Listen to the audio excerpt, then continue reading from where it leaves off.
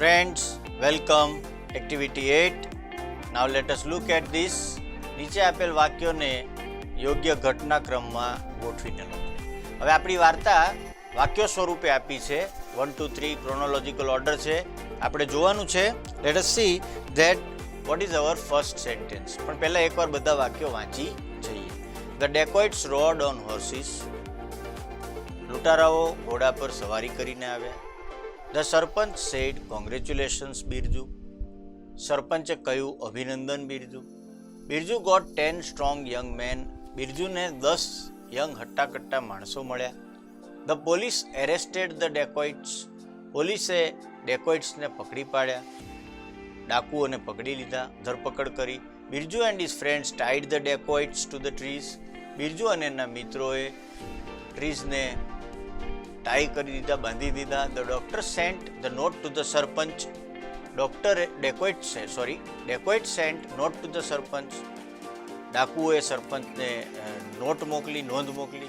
And the sarpanch said how will you teach them a lesson. સરપંચે કહ્યું કેવી રીતે એને તમે પાઠ ભણાવશો. Now let us see friends.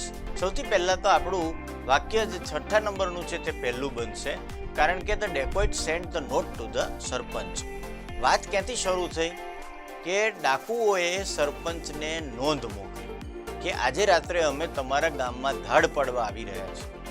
And then comes your probably the third sentence કે Birju got 10 young strong men. બિરજુને 10 હટ્ટાકટ્ટા મજબૂત માણસો મળ્યા. એન્ડ માય ડિયર ફ્રેન્ડ્સ, એના પછી જે આવે છે એ ડેકોઇટ્સ રોડ ઓન હોર્સીસ, એટલે કે જે ડાકુઓ છે એ હોર્સીસ પર સવારી કરીને આવ્યા. બિરજુ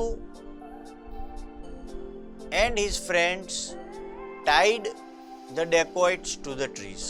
5મા નંબરનું વાક્ય આવશે એના પછી કે બિરજુ અને એના મિત્રોએ ડેકોઇટ્સને બાંધી દીધા એની સાથે.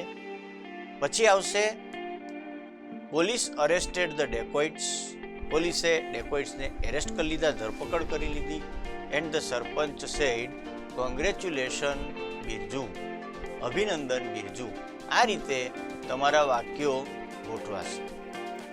સો અન્ડરસ્ટેન્ડ ધીસ સેન્ટેન્સીસ. વાક્યોનો અર્થ સમજી જાઓ અને વાર્તા પરથી આપણે એને ગોઠવવાના રહે.